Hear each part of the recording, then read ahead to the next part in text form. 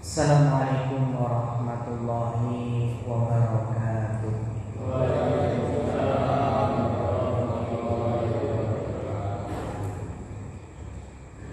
Innal hamdalillah nahmaduhu wa nasta'inuhu wa nastaghfiruh wa na'udzu billahi min shururi anfusina wa min sayyi'ati a'malina.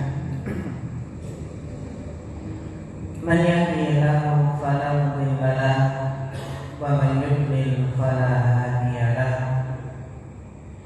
Asyhadu an la ilaha illallah wahdahu la syarika lahu wa asyhadu anna Muhammadan abduhu wa rasuluh. Allahumma shalli wa sallim wa barik wa an'im ala abdika wa rasulika Muhammad wa ala alihi wa sahbihi wa man tabi'ahum bi ihsanin ila yaumiddin, amma ba'd. Ingkang kula hormati sesepuh bi sepuh bapak-bapak, ibu-ibu, jemaah pengawasan Masjid Darul Muslimin, ingkang mugi-mugi tansah pinaringan rahmat sahibipun Allah Subhanahu wa taala. Alhamdulillah, saderengipun semoga kita sami tansah mendoakan rasa syukur marang Rasulullah Allah Subhanahu wa taala. Amargi kesempatan dalam punika kita taksih pinaringan rahmat sahibipun Allah. Alhamdulillah kita sehat walafiat, sehingga kita sami saged nglajengaken pengawasan rutin membahas kitab Riyadhus Shalihin. Kita mempelajari hadis-hadisipun Kanjeng Nabi Muhammad sallallahu alaihi wasallam. Amargi ingkang dipun wastani Ahlus Sunnah. Ahlus Sunnah menika kedah perhatian dengan hadis Nabi Sallallahu Alaihi Wasallam, karena hadis itu adalah penjelas Al-Quran. Hadis adalah sumber hukum yang kedua setelah Al-Quran. Kita berharap mungkin kanthi semangat mempelajari hadis-hadis dan Rasulullah, mugi-mugi kita pikantuk syafaatipun Rasulullah sallallahu alaihi wasallam. Bapak Ibu jemaah ingkang mugi-mugi tansah dirahmati Allah, kalau ini sampun kita bahas bab yang ke-23. Kita masih dalam pembahasan babul amru bil ma'rufi wan nahyi 'anil munkar. Bab amar ma'ruf nahi munkar. Ini sampun kita waos beberapa hadis. Ing dalu punika dumugi hadis yang keempat ya. Hadis yang keempat saking kitab Riyadhus Shalihin. Ar-Rabi'u an Nu'man bin Bashir radhiyallahu anhuma an Nabi sallallahu alaihi wasallam. Hadis yang keempat tentang amar ma'ruf nahi munkar adalah hadis yang diriwayatkan oleh Nu'man bin Bashir, sahabat yang mulia Nu'man bin Bashir radhiyallahu anhuma. Kalau radhiyallahu anhuma berarti ini bapak dan anak sama-sama muslim, sehingga kita doakan keduanya radhiyallahu anhuma. Huma niku napa? Ini menunjukkan dua orang. Ani Nabi sallallahu alaihi wasallam qala, dari Nabi sallallahu alaihi wasallam bersabda, Masalul qaimi fi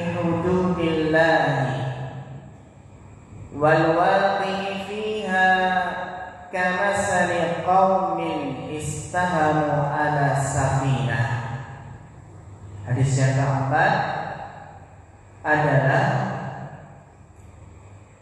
perumpamaan al-qaim, orang yang berdiri tegak. Ada orang yang berdiri tegak untuk menentang orang-orang yang melanggar batasan-batasan Allah. Maksudnya apa? Orang yang tegak menentang orang-orang yang melanggar larangan Allah. Al-qaim fi hududillah. Jadi permisalan orang yang tegak di dalam membela batasan-batasan Allah, membela larangan-larangan Allah yang diterjang orang lain. Wal waqi'u fiha, jadi permisalan antara orang yang menegakkan amar ma'ruf nahi munkar, orang yang mengingkari kemungkaran, dengan orang yang jatuh dalam kemungkaran. Napa permisalanipun? Kana sari qaumin istahamu ala safinah, adalah permisalannya seperti sebuah kaum yang bekerja sama dalam sebuah kapal. Istahamu ala safinah, bekerja sama di sebuah kapal. Fasara ba'duhum a'laha wa ba'duhum asfalaha, maka penumpang kapal itu dibagi, Pak. Ketika kerjasama itu penumpang kapal dibagi, sebagian di atas kapal dan sebagian berada di bawah. Wa kana alladhi fi asfaliha idza istaqaw min al-ma'i marru ala man fawqahum.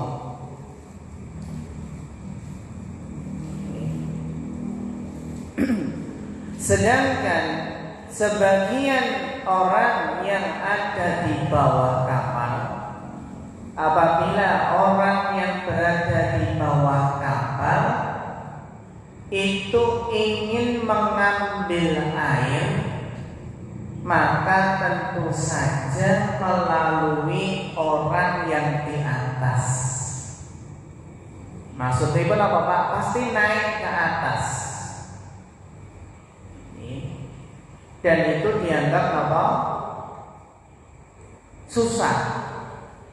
Badi mendet air dadak napa minggahin melewati orang-orang yang di atas susah. Kejauhan, harus melewati banyak orang. Faqalu law anna kharaqna fi nasibina kharqan wa lam nu'ti man fawqana. Maka orang-orang yang berada di bawah itu berinisiatif, Pak. Daripada kita capek-capek ke atas melewati orang-orang di atas, susah ngambil ke atas, bagaimana kalau kita membuat lubang saja di bagian bawah kita ini, ya, sebuah lubang yang tentunya tidak mengganggu orang yang di atas kita. Ini pendapatnya nih, apa Pak? Kalau kita melubangi kapal di bawah ini, kita kan nggak mengganggu yang di atas. Kita kan nggak minta untuk dilubangi, kita nggak melewati mereka, nggak melangkahi. Anggapannya kalau melubangi kapal yang di bawah itu nggak mengganggu yang di atas.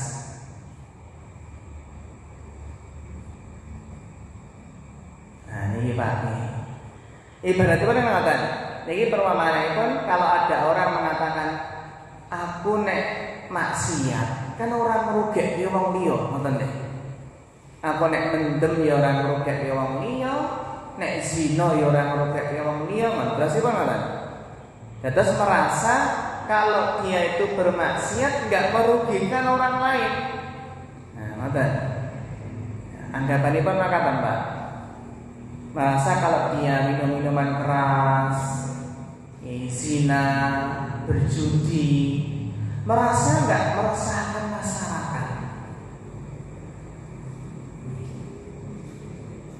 Fa in tarakuhum wa ma aradu halaku jami'an. Dan seandainya orang-orang yang berada di atas itu membiarkan orang yang di bawah dibiarkan menurut kehendak mereka, maka tentu saja seluruh isi kapal, penumpang kapal akan binasa.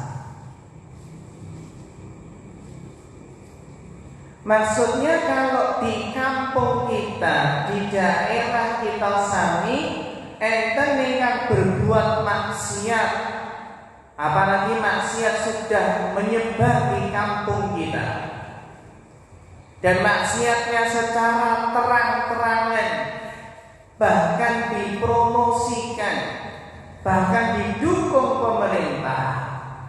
Kalau orang yang baik-baik kok diam, tidak beramar ma'ruf nahi munkar, maka akan turun azab yang merata, akan turun azab musibah yang merata, yang terkena tidak hanya orang yang bermaksiat, tapi orang yang baik pun juga terkena.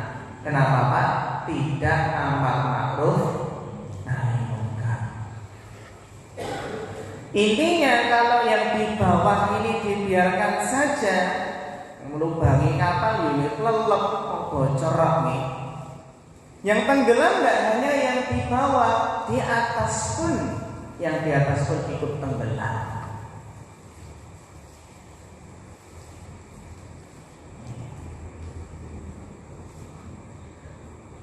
Wa in akhadhu ala aydihim najwa najau jami'an.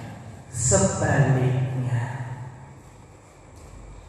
jika seandainya orang yang berada di atas itu mengambil tangan orang yang bagiannya di bawah, maksudnya apa? Melarang mereka dengan keras, pakai tangan. Ibaratnya apa? Diibaratkan di sini, diungkapkan dengan tangan, menunjukkan apa? Melarang dengan tegas orang yang di bawah, maka akan bisa selamat semuanya. Selamatlah seluruh penumpang kapal. Nah, ini apa perumpamaan ini penumpang kapal. Hadis sahih riwayat Bukhari. Nah, Pak Bu, faedahipun saking hadis menika. Fiqhul hadis. Darbul amsalil waqi'iyah al-muhassah yusaidu ala fahmil afkari mujarradah wa yaj'aluha suwaran hayatan tastaqiru bil adhan. Pak Bu, ini membuat contoh, membuat permisalan, membuat perumpamaan. Ini perumpamaan bagaimana prakteknya, bagaimana contohnya dalam kehidupan kita.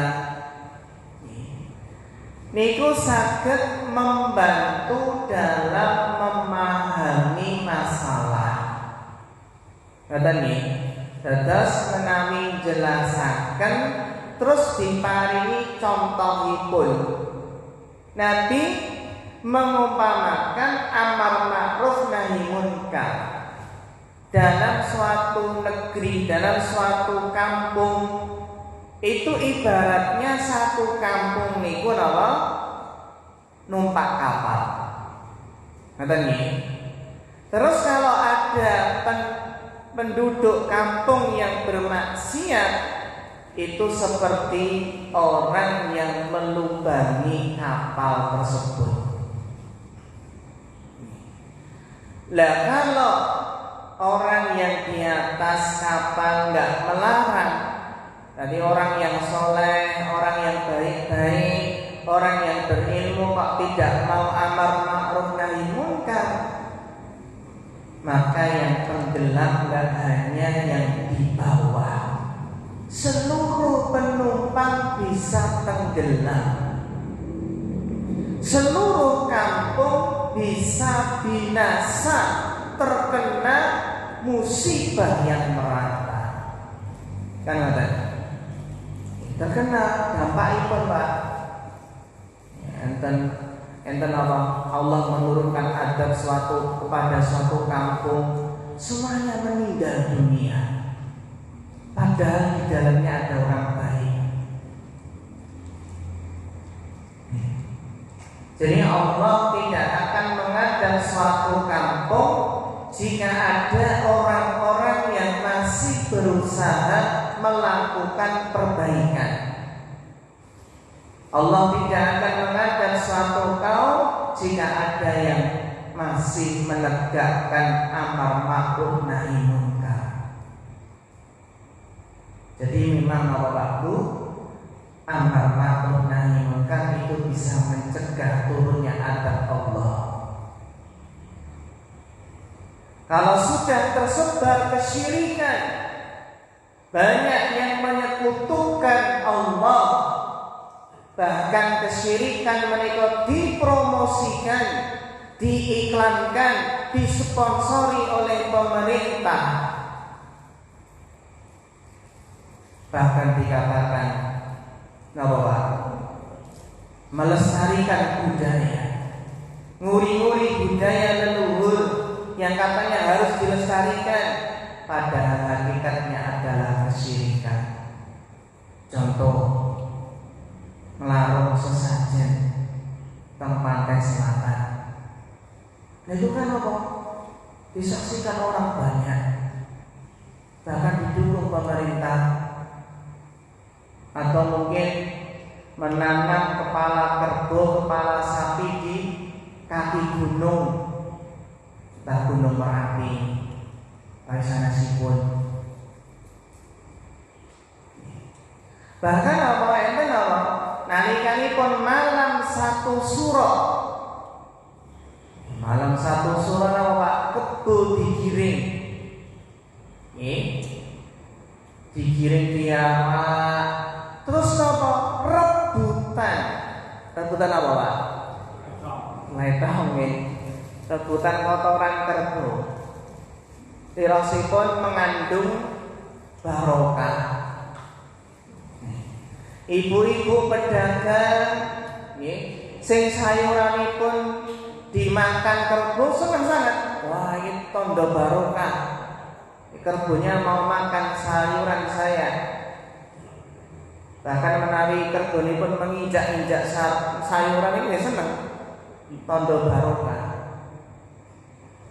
Nalikanipun gununganipun menika napa? Gunungan menika di napa Pak? Gununganipun dikirap nih. Niku mungkin rebutan angsal napa-nipun niku terusipun mengandung barokah. Padahal barokah menika kedah wonten dalilipun. Syariat menentukan itu barokah atau tidak. Kalau tidak hati-hati bisa terjerumus ke dalam praktek kesyirikan. Betul nggih?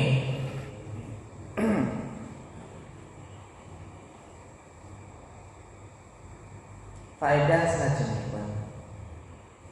Yo nggih dados mari perumpamaan, permisalan niku saged membantu dalam memahami masalah, menjadikan permasalahannya semakin jelas dan semakin diresapi dalam hati, tambah jelas.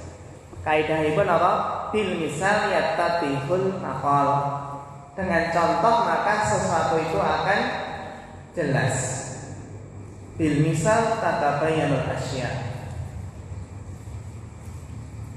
Faedah selanjutnya, uqubatu tarkil munkar la ta'udu ala tarikihi fahasab bal ala mujtama' bi asarihi haitsu tu'adibul amatu bi dunubil khassah ila lam yunkirul munkar. Nih Pak, hukuman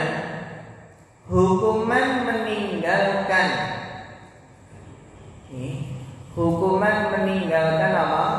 Mengingkari kemungkaran itu tidak hanya kembali kepada orang yang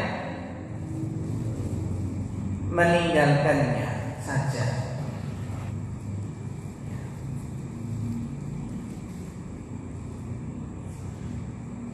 tetapi seluruh masyarakat itu bisa terkena dampaknya, ya, dengan dosa yang dikerjakan oleh sekelompok orang.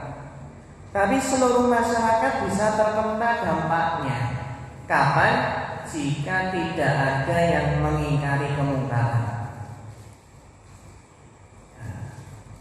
Ini terus apa?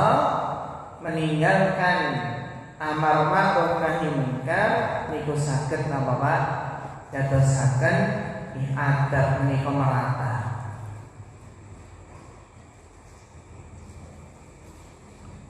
Sehingga faedah nomor 3, inna kulla munkarin yartakibuhul insanu fi mujtama'ihi.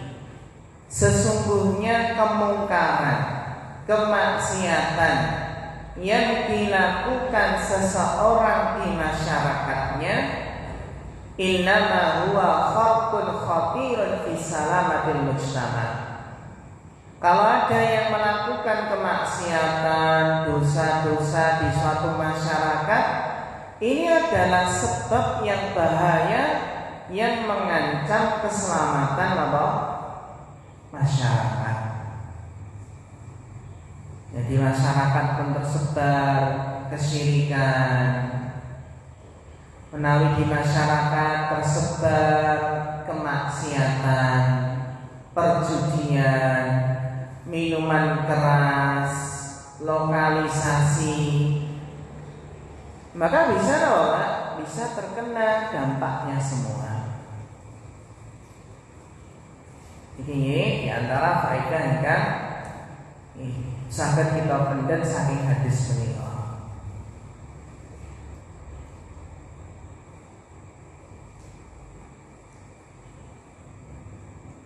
Jadi tahakan apa Pak? Al-amru bil ma'rufi wan nahyu 'anil munkari samamu amalin lil mujtama'ati min ghadabillah wa iqabihi. Amar ma'ruf nahi munkar niku napa? Adalah inti keamanan masyarakat. Inti apa? Menjadikan masyarakat aman dari kemarahan Allah dan dari hukuman Allah. Jadi menegakkan amar ma'ruf nahi munkar agar masyarakat itu aman dan tentram. Betul apa? Ikanto adabipun Allah Subhanahu wa ta'ala.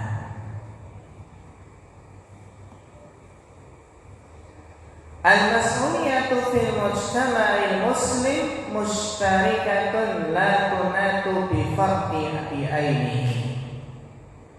Tanggung jawab masyarakat Islam itu tanggung jawab keamanan masyarakat muslim itu tanggung jawab bersama, bukan tanggung jawab individu-individu. Ning sedanten, bukan person-person. Bal kulluhum ra'in wa mas'ulun an ra'iyatihi. Tapi semuanya, seluruh mereka adalah bertanggung jawab dan akan dimintai tanggung jawab, akan ditanya tentang tanggung jawabnya. Kata ini.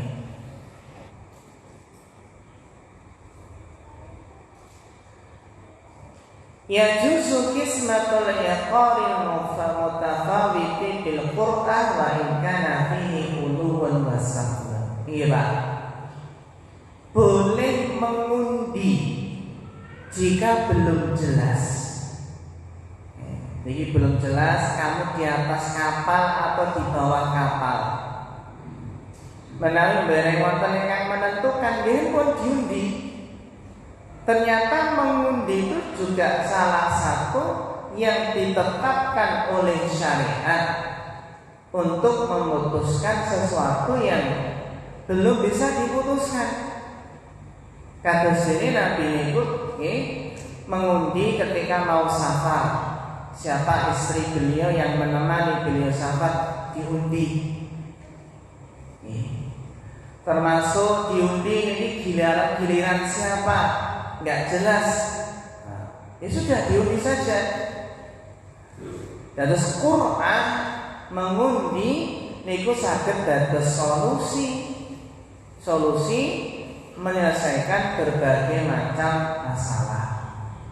Contoh Pak, iki anake sapa iki? Bingung. Hari ini kan dari wonten tes DNA nih. Nah, iki anake sapa iki? Akhirnya menapa? Diundi mawon nggih. Mas diundi sing metu ya sanake iki. Ya sanake ya bener tes DNA. Nah, riyen kan ada kisah Pak, ketika rebutan bayi. Maka kan apa? Si hakim menika, ya wis banding rebutan, wis bayine dibelah jadi dua mawon. Dibelah jadi apa? Jadi dua mawon. Enten dua orang wanita rebutan bayi, mengaku masing-masing itu anak saya, itu anak saya. Akhirnya hakim yang pinter, bijaksana, akhirnya memancing Pak. Oh kalau gitu bayinya ya sudah, karena nggak ada yang mengalah, masing-masing ingin memiliki, mengeklaim ini bayinya, ya sudah kalau gitu dibagi dua saja. Dibelah jadi dua. Langsung Pak, seketika ada wanita salah satu dari dua tadi mengatakan, ya sudah hakim, saya rela bayi ini buat apa? Buat ibu ini saja. Daripada dibelah saya tak indah, buat ibu ini saja. Langsung berikut Pak.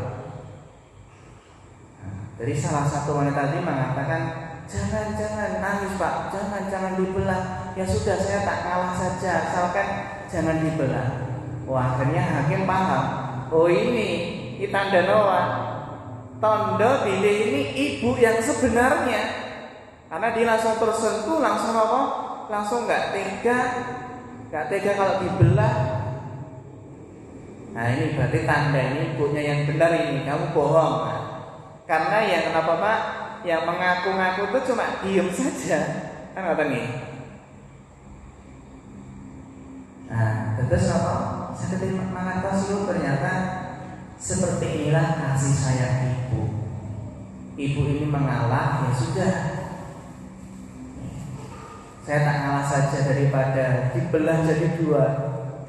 Akhirnya malah sang hakim memberikan bayi tersebut kepada ibu tadi. Ibu yang mengalah tadi, karena ini ciri-ciri ibu ini. Wah ini cinta yang tulus, yang sangat sayang kepada bayinya. Kan ada.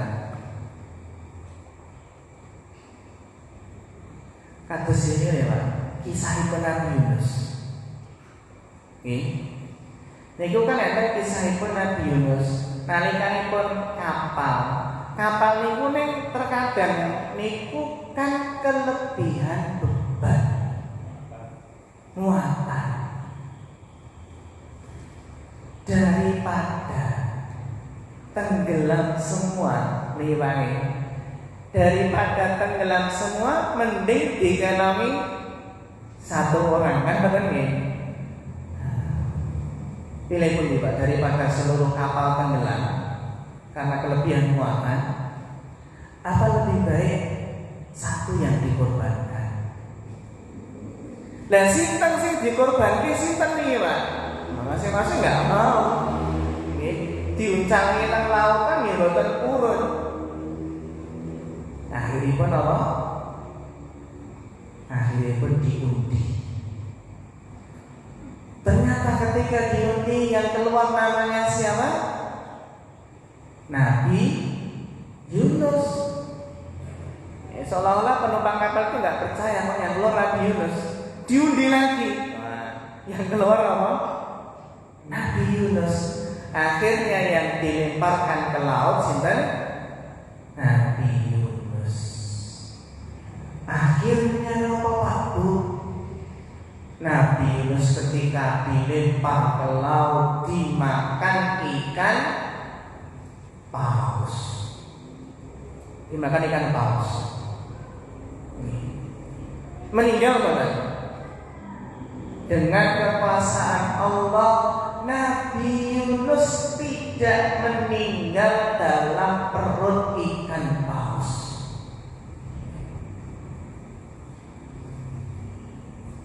Bahkan Nabi Yunus saat itu berada dalam 3 kegelapan. Pertama apa? Kegelapan malam. Yang kedua adalah gelapnya dasar laut. Karena laut itu semakin dasar kan semakin gelap nih.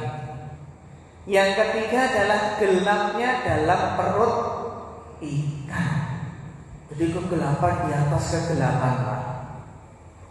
Alhamdulillah akhirnya Pak Nabi Yunus berzikir berdoa. Ribon doa ini La ilaha illa anta subhanaka inni kuntu minadh dhalimin. La ilaha illa anta subhanaka inni kuntu minadh dhalimin. Akhiripun apa? Nabi Yunus selamat. Ikan pausnya memuntahkan kembali Nabi Yunus. Akhirnya Nabi Yunus terdampar selamat dari ikan paus ini. Dan saya doa-doa pun para nabi Pak niku saged kita amanaken. Contoh ini pun ini Nabi Yunus dalam kondisi terdesak, dalam kondisi genting, dalam 3 kegelapan. Kegelapan malam, lautan, perut ikan. La ilaha illa anta subhanaka inni kuntu minadh dhalimin.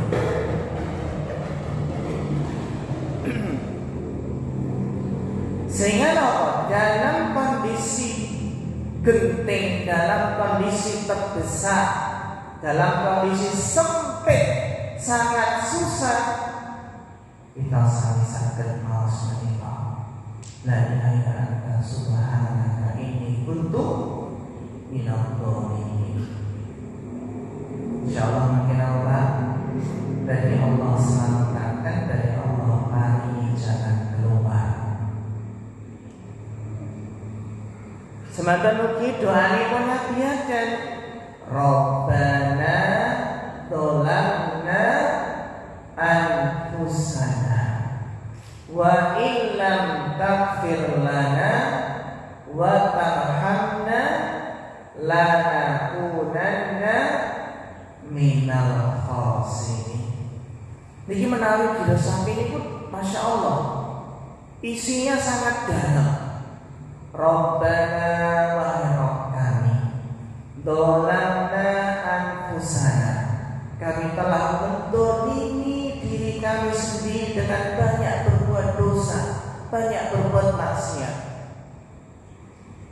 Wa illam taghfir lana wa tarhamna lanakunanna minal khasirin. Ya Allah, jika Engkau tidak mengampuni kami, jika Engkau tidak merahmati kami, niscaya kami termasuk orang-orang yang merugi. Jadi sebaik-baik doa adalah doa yang terdapat dalam Al-Quran, Pak. Sebaik-baik doa itu doa yang terdapat dalam hadis, daripada kita ngarang Mbak. Itu Masya Allah, kita pelajari doa-doa dalam Al-Quran, doa-doa dalam hadis, itu luar biasa. Katanya sebaik-baik doa ini terdapat dalam Al-Quran dan hadis. Doa anak soleh, Rabbi habli minas solihin. Doa anak soleh, Rabbi habli minas solihin. Ya Allah, berikan kepada anak yang soleh. Doa sakinah mawaddah warahmah, Rabbana hablana min azwajina wa dzurriyyatina qurrata a'yun, penyejuk hati, penyejuk pandangan. Waj'alna lil muttaqina imama. Makanya terus kita berusaha ini doa-doa Al-Quran, makan hadis, kita hafalkan, kita baca. Nih Pak, ini faedah itu apa? Mengundi itu salah satu apa? Ini yang bisa dijadikan untuk menyelesaikan masalah.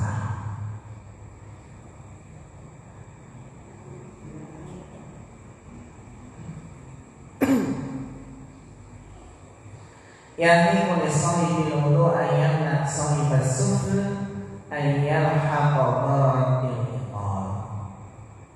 Atas apa? Yang tinggal di atas boleh mencegah yang tinggal di bawah. Jika apa? Jika ternyata nih madaratipun saged dialami sedanten penumpang menika. Dan faedah yang terakhir ini sahibis sufli laisa li sahibis sufli ayuh bisa maya fakudara bisahibil ulu.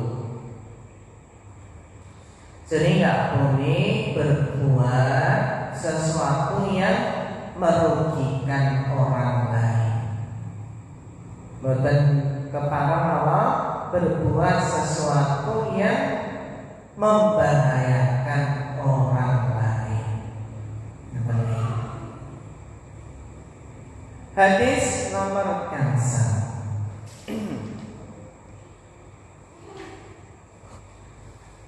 An Ummul Mukminin, dari hadis yang disampaikan oleh Ummul Mukminin Ummi Salamah, Ummu Salamah Hindin binti Abi Umayyah Hudzaifah radhiyallahu anha.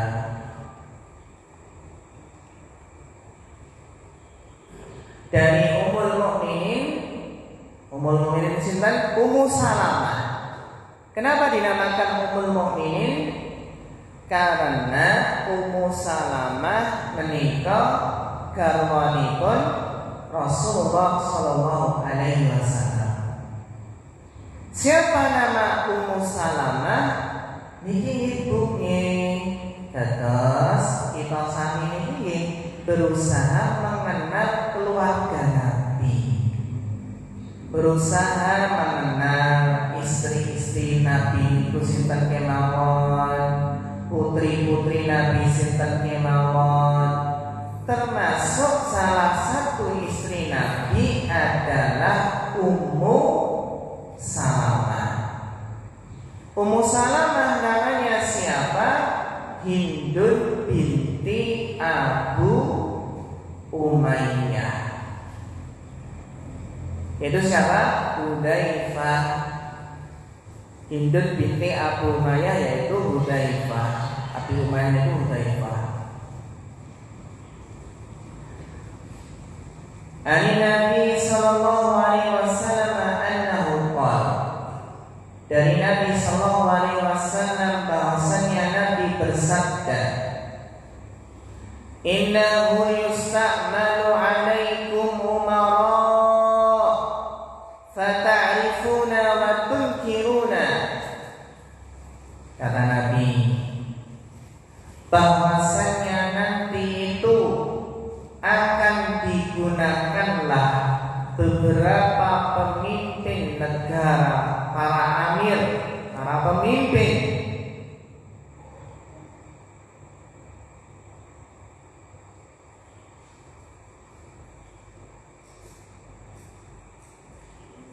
Ini yusta'malu 'alaikum umara. Jadi intinya kalian itu nanti akan dipimpin oleh beberapa pemimpin. Fata'rifuna, maka kalian pun mengenal mereka, menyetujui mereka. Wa tunkiruna,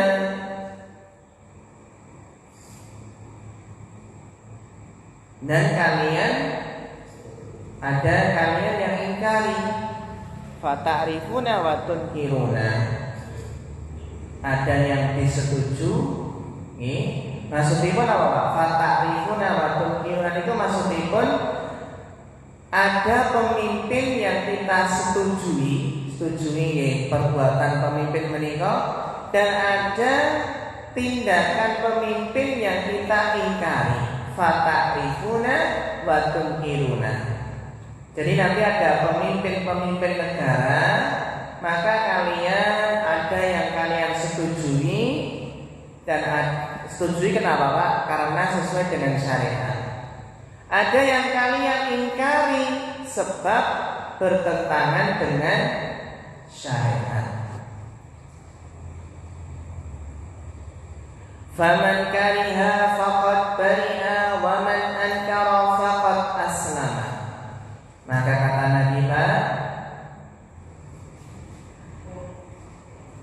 maka barang siapa yang membenci dengan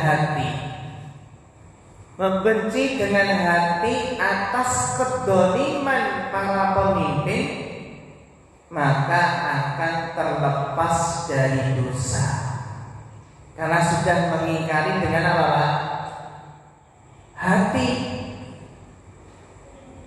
terlepas dari dosa. Wa man ankara faqad aslama, dan barang siapa yang mengingkari, maka dia akan selamat dari adab, selamat dari dosa.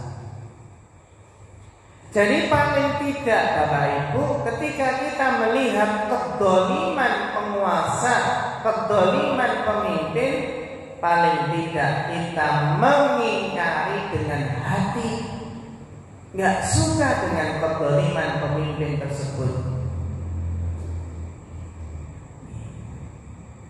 Walakin man radiya wa taba'a qalu ya Rasulullah ala nuqatiluhu. Nah ini. Tetapi barang siapa yang ridho, mengikuti pemimpin-pemimpin yang zalim, maksudnya ridho dengan kezaliman para pemimpin itu, maka orang yang ridho ini dianggap bermaksiat. Dia enggak mengingkari dengan hati, tapi malah meridhoi. Ridho dengan hatinya dengan apa? Kezaliman pemimpin. Lalu para sahabat bertanya, ya Rasulullah, ana nuqatiluhum? Wahai Rasulullah, apakah tidak perlu kita perangi saja mereka? Ya para sahabat tanya, kalau begitu kita berontak saja, memberontak pemimpin yang zalim. Jadi sahabat bertanya, gimana Rasulullah kalau kita mendapati pemimpin yang zalim, apakah kita berontak saja, angkat senjata? Nabi menjawab, qala la. Nabi menjawab, jangan memberontak pemimpin, jangan mengangkat senjata kepada pemimpin. Maqam fikum sholat, selama mereka masih sholat bersamamu. Kita lihat bagaimana Suriah hancur lebur, perang gak henti-henti, jutaan manusia mengungsi, jutaan manusia kehilangan tempat tinggal. Kalau musim dingin, kedinginan, kelaparan, anak-anak kecil banyak yang menangis. Kenapa Pak? Karena diawali dengan memberontak.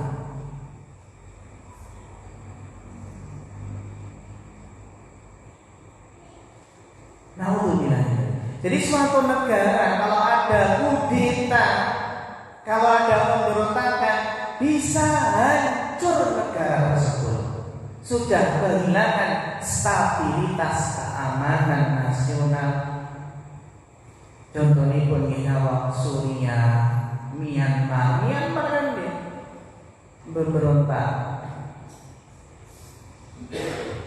Makanya setelah kudeta, setelah masa reformasi, setelah Pak Harto rahimahullah, setelah Pak Harto rahimahullah digulingkan, maka setelah reformasi tersebut, keadaan bangsa ini tidak menjadi lebih baik.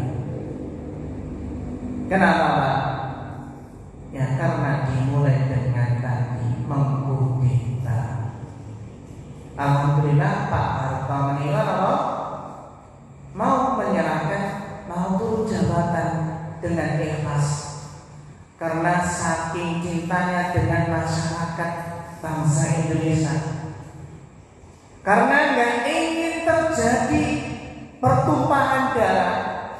Ya, kalau presiden ini, presiden tetap ngotot menengi. Kalau sudah masyarakat mengkudeta, pengen turun, karena si ngotot pengen mempertahankan, maka akan terjadi pertumpahan darah. Kenapa? Presiden kan sakit gerak ke TNI, sakit gerak ke Polri. Dan alhamdulillah kalau kita lihat Bapak Ibu, nih Pak Harto itu jasanya pun besar. Pak Harto ini kan membasmi komunis dari bangsa kita, sehingga kita menawi naik kendaraan itu sering kadang melihat truk bak ingkang wingking menika enten gambaripun Pak Harto ditambahi tulisan piye enak zamanku to. Apa iki? Nggih Mbak. Piye enak zamanku to. Terkadang kan piye enak zamannya Pak Harto ya aman, tentrem. Bapak murah. Nggak nih. Terus suatu negara yang ada kudeta, keadaannya nggak akan menjadi lebih baik. Mesir buktinya, Mesir, Irak, Suriah, Libya, semakin nggak karuan Libya, Yaman. Itu bahayanya pun itu kudeta memberontak, angkat senjata.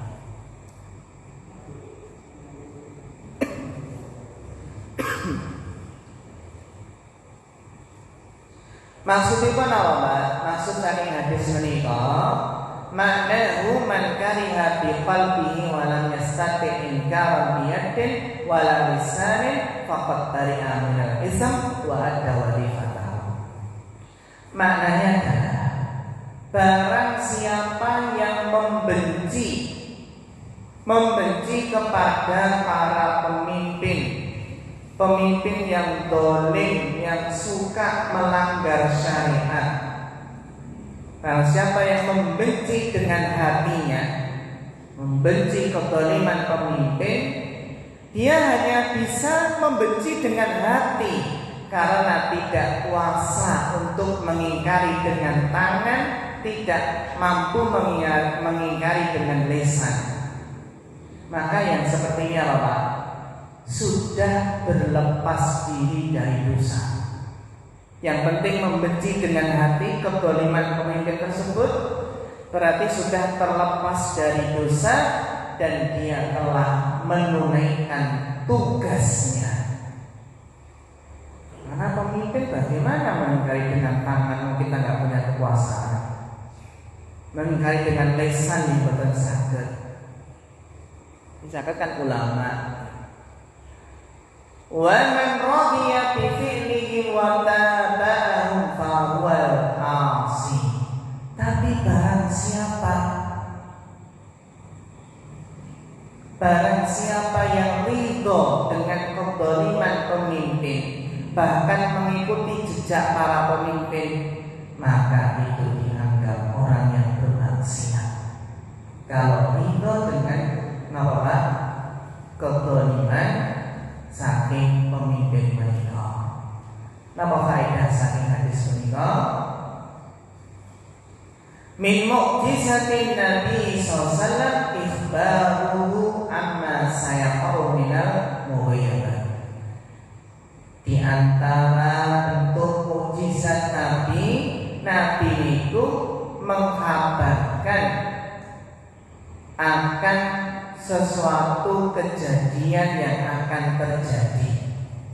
Seperti tadi Pak, Nabi mengabarkan nanti akan banyak umarok, banyak pemimpin-pemimpin. Buktinya benar, karena Nabi itu ini mengabarkannya sesuai dengan wahyu. Ini mukjizat Nabi, tahu yang akan datang karena wahyu dari Allah.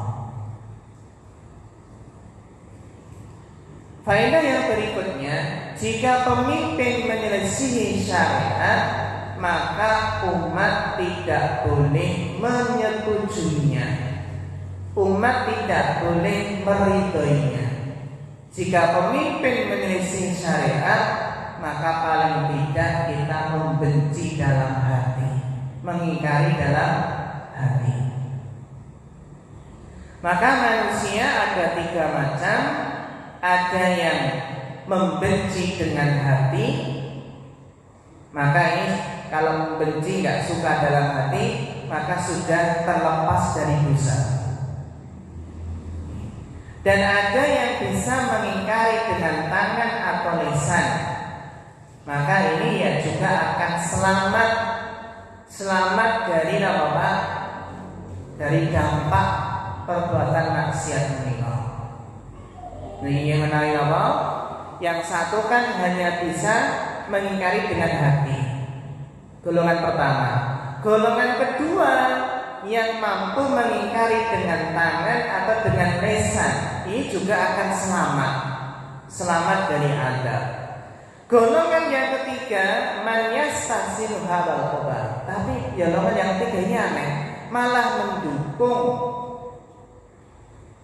malah meridhoi kezaliman. Maka mereka inilah yang akan mendapatkan kemarahan Allah. Ini faedah yang selanjutnya, salat itu tanda keislaman. Salat yang membedakan antara kafir dan iman. Maka pesan Nabi, jangan memberontak, jangan kudeta selama pemimpin masih sholat bersama kalian. Terus faedah yang selanjutnya pun peringatan dari fitnah. Peringatan dari apa? Dari fitnah, kerusakan akibat pemberontakan. Niku kerusakan itu bisa meluas, bisa fatal, bisa kehilangan keamanan. Jadi kacau negara. Al-mizan fi taghyir munkar wa khalqi sultan wa syar'u. Nah niki Pak untuk mengukur sesuatu niku timbanganipun syariat. Timbangan mengingkari kemungkaran adalah syariat, bukan hawa nafsu.